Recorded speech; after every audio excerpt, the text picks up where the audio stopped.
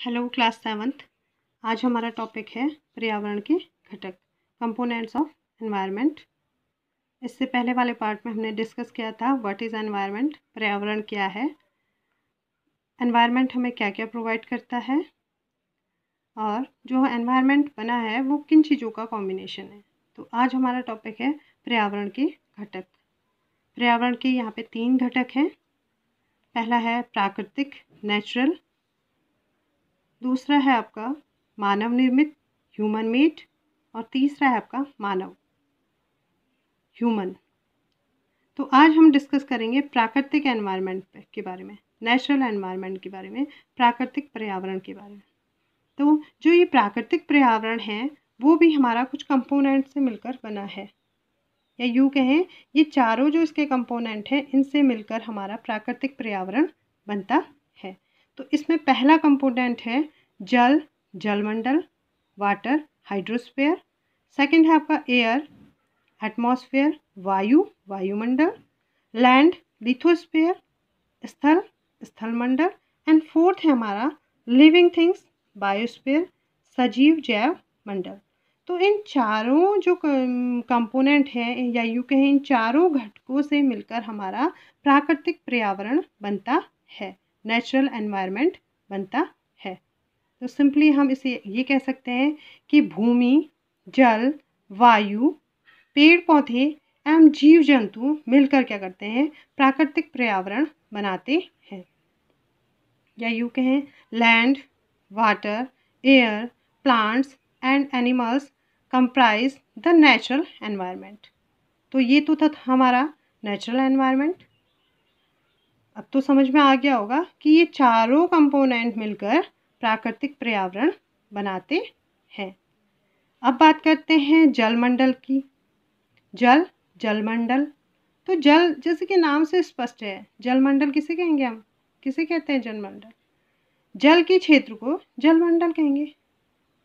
और जल के बहुत सारे स्रोत हो सकते हैं, नदी, झील, समुद्र, महासागर, ये सब क्या हैं, जल के स्रोत हैं। और ये तो हम जानते ही हैं कि सभी प्राणियों के, जितनी भी लिविंग थिंग्स हैं उनके लिए क्या है, जल बहुत महत्वपूर्ण है। जैसे कि कहा भी जाता है कि जल ही जीवन है, जल के बिना जीवन संभव नहीं है। तो जितने भी सभी प्राणियों के लिए क्या है, यह बहुत आवश्यक है, क्या, जल, वाटर। सेकंड है आपका एयर, एटमॉस्फेयर, वायु, वायुमंडल।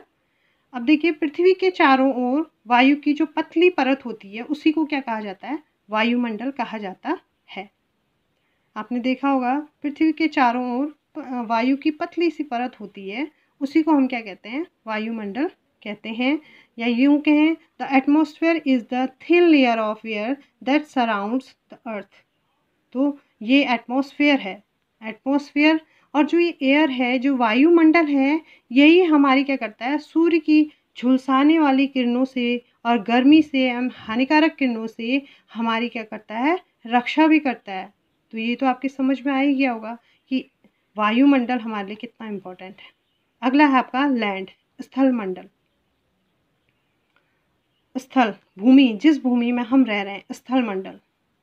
पृथ्वी की जो ठोस परत है, या हम कहें ठोस प्रॉपर्टी या कठोर ऊपरी परत, इसी को हम क्या कहते हैं, स्थल मंडल कहते हैं। या यूँ कहें lithosphere is the solid crust of और the hard top layer of the earth. तो इसको हम क्या कहेंगे, स्थल मंडल। और स्थल मंडल वह क्षेत्र है जहाँ मनुष्य क्या करता है,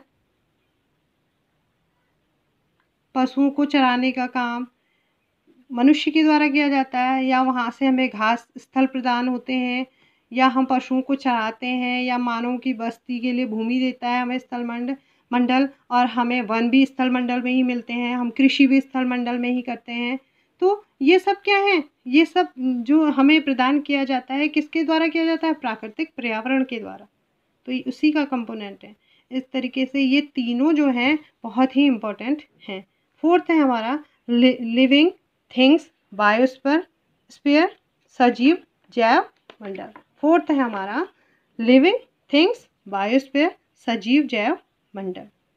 तो जो सजीव जैव मंडल है वो क्या है, इन तीनों से मिलकर, जो ये तीन हमारे कंपोनेंट हैं, इन तीनों से मिलकर यहाँ पर जो सजीव जैव मंडल है, यहाँ पर क्या बनता है, हमारा जीवन संभव बनाते हैं। ये तीनों मिलकर, ये वाला बायोस्फीयर है, जैव मंडल में हमारे जीवन को संभव बनाते हैं। या ये कहें कि पादप एवं जीव जंतु मिलकर जैव मंडल या सजीव संसार का निर्माण करते हैं। और यह पृथ्वी का संकीर्ण भाग होता है, ये वाला स्थल मंडल।